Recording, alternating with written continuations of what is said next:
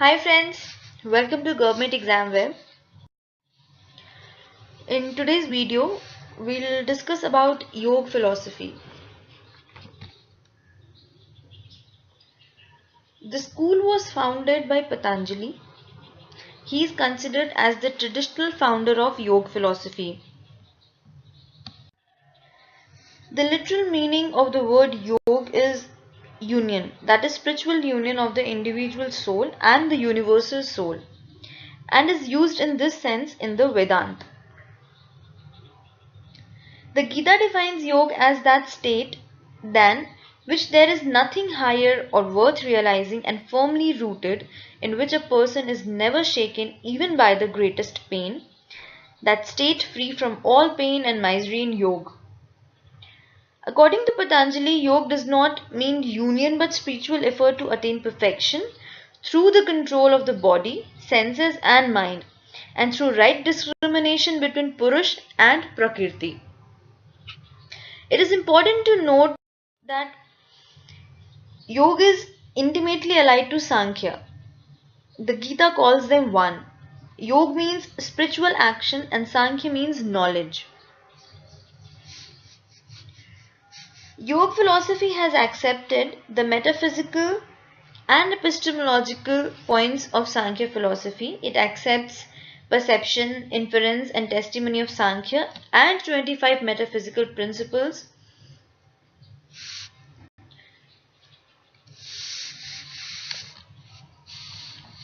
Yoga-sutras has been divided into 4 parts.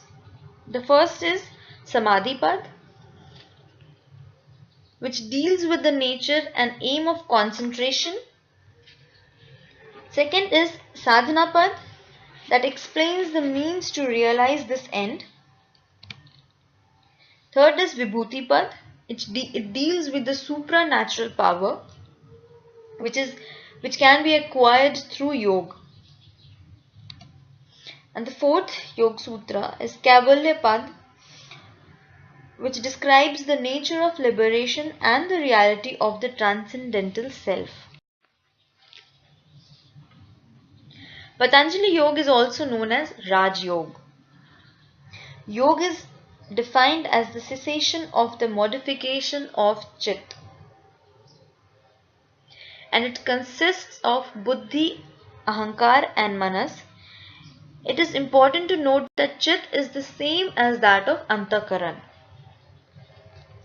Chit is the first evolute of Prakriti and has predominance of Sattva. The modification of Chit is a 5-fold process which includes Pramana, Viparya, Vikalpa, Nidra and Smriti. One can understand this process in 5 different levels, that is the right cognition, Pramana, wrong cognition, Viparya, verbal cognition or imagination, Vikalpa, absence of cognition or sleep, Nidra, and memory, which is Smriti. Pramana or the right cognition includes perception or pratyaksha, inference or anuman, and testimony or shabdanuman.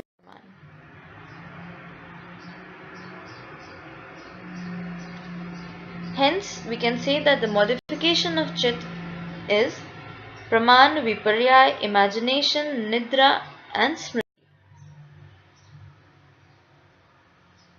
The levels of Cittabhumi or mental life. So, there are 5 different levels of Cittabhumi, and each level is different from the other, and the difference is determined due to the predominance of different gunas. First level is Kshipta, restless, Mudh, torpid, Vishipta, distracted, Ekagra, concentrated, and Niruddh, that is restricted. The last two, that is Ekagra and Niruddh, are conducive to yogic life. Niruddh is the highest level in Cittabhumi. Suffering.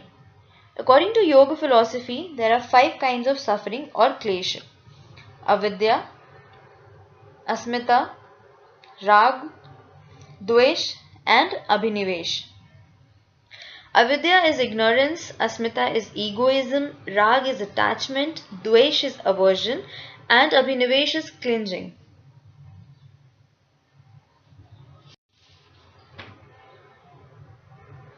Astanga Yoga. Yoga advocates control over the body, the senses, and the mind. It does not want to kill the body. On the other hand, it recommends its perfection. A sound mind needs a sound body. According to yoga philosophy, the sensual attachment and passions distract the body as well as the mind. So they propagate that they must be conquered. The body, the passions, these are the distractions and they must be conquered. To overcome, yoga gives an enlightened eightfold path of discipline, that is Ashtanga Yoga.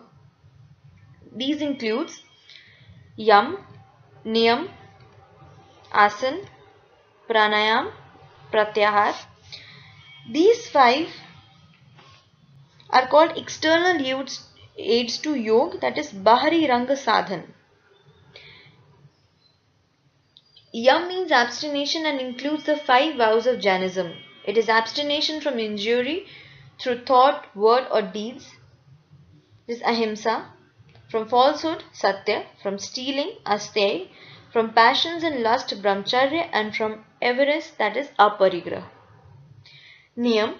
It is self-culture and it includes external and internal purification. Soch, santosh, tapas, swadhyay and Ishwar Paridhan. Asan means the steady and comfortable posture, the discipline of the body. There are various kinds of postures which are physical, help to meditation. These postures are the discipline of the body. The 4th is pranayam. Pranayam is the control of breath and it deals with regulation of inhalation, retention and exhalation of breath. It is beneficial to health and it is highly conducive to the concentration of the mind. But it must be performed under expert guidance, otherwise it may have bad after effects. Pratyahar in yoga philosophy is the control of the senses and consists in withdrawing the senses from their objects. Yoga philosophy says that our senses have a natural tendency to go to outward objects. So they must be checked and directed towards the internal goal. It is the process of introversion. 6th is dharana. Dharana is the fixing the mind on the object of meditation, like the tip of the nose or the midpoint of the eyebrows or the lotus of the heart or the image of the deity. The mind must be steadfast like the unflickering flame of a lamp. 7th is dhyana. Dhyan is the meditation and it consists in the undisturbed flow of thought round the object of meditation. It is a steadfast contemplation without any break. Samadhi, the final stage, it means concentration. It is the final step in yoga. Here the mind is completely absorbed in the object of meditation. The yoga philosophy says that in dhyan, the act of meditation and the object of meditation remains separate. But here in samadhi, they become one. It is the highest means to realize the cessation of mental modifications, which is the end. It is the ecstatic state in which the connection with the external world is broken and through which one has to pass before obtaining liberation. Samadhi has been divided into 2 kinds. The final step or samadhi or the concentration, it is of 2 kinds, samipragyata and asampragyata. Consciousness, conscious or sampragyata and supraconscious or asampragyata. These are the 2 kinds of samadhi. Samipragyata is ekagra, asamipragyata is niruddha.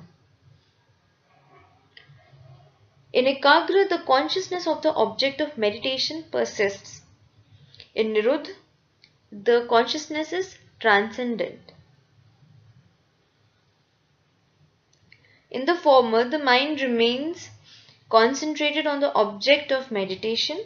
The meditator and the object of meditation are fused together, yet the consciousness of the object of meditation persists. This state is said to be of four kinds.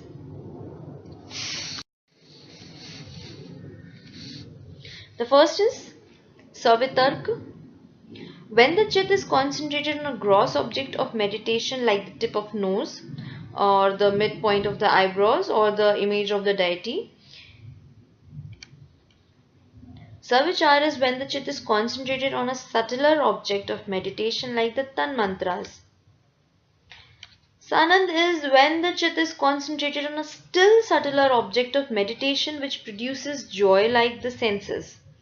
And Sashmit is when the chit is concentrated on the ego substance with which the self is generally identified.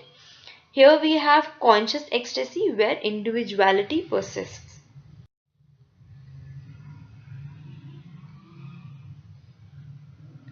Before we move forward, let's understand a simple point about Asampragita Samadhi. It is the supra-conscious concentration where the meditator and the object of meditation are completely fused together and there is not even consciousness of the object of meditation. Here no new mental modifications arise. They are checked. Through the latent impressions may continue.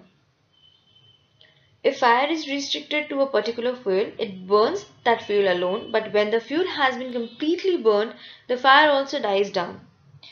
So the yoga philosophy contends that similarly in conscious concentration, the mind is fixed on the object of meditation alone and the modification arises specially in respect of this object of modification.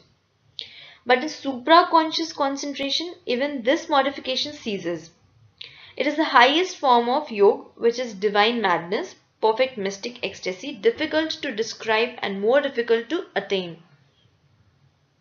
Even those who retain it cannot retain it longer. Immediately or after every short time, the body breaks and they obtain complete liberation. Yoga philosophy and God. Yoga accepts the existence of God.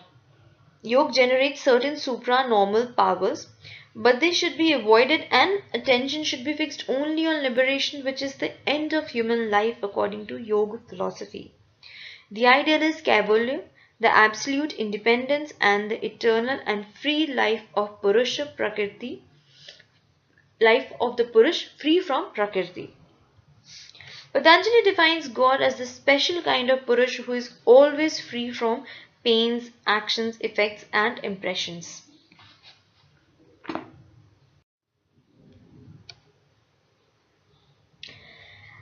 Hey friends, I hope you liked this video and it was helpful. Stay tuned for more videos. Click below to subscribe our channel, Government Exam Web.